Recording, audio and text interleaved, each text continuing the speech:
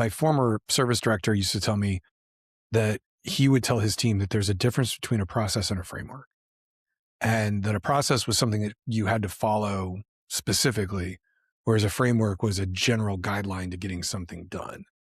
And I think that level of nuance can sometimes be lost on an immature organization, because we're so driven by knowledge base and SOPs, right? Like we've been basically spoon-fed for the last 20 years that you have to write specific processes and outlines for things, these knowledge base articles for things that need to be done. Whereas a knowledge base is like, here is what we know.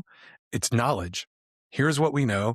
Here's what we think you should be focused on, versus I would say the knowledge bases are even more frameworky and open-ended than SOPs, right? So I see the difference. I don't know that there's a good way of solving for those differences, because I feel like the one thing that managed service providers try to do that I agree with, but I also feel can be a detriment to them in the long term, is we as managed service providers want to create a consistent quality of service over and over and over again, so that the end users have a very repeatable experience every time that they work with the service delivery team. And by creating rote processes for everything, then they think that that's the way to get it done, where I think that there is some variance in the way that people solve problems, because you're dealing with humans, right?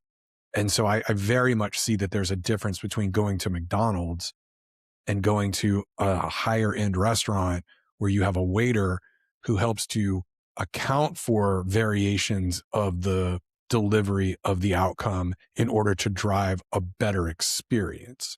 So I think that there's a balance there where you have to figure out how to train people to know what processes have to happen, and then they help smooth and fill in those gaps in order to create a better experience. And I think that's where people are losing their way in the MSP space, because they're so focused on these KPIs, these outcomes, like get the door hung, get 50 doors hung, right? But then you've got clients that are coming to you with all different sizes of doors, right? And all different kinds of they want one to open one way and one to open another way, and one's got a window and one doesn't. They have all these things that they need to do, and they're still using these KPIs to measure whether or not you got these doors hung. And I think they're using them, as you had mentioned before, they're using them kind of as a whip rather than as a punishment to kind of hold people accountable, rather than trying to measure what these outcomes are, right? So that's where I see it. I'm sure I butchered some of that, but that's kind of the direction that I would look at it when it comes to how MSPs function.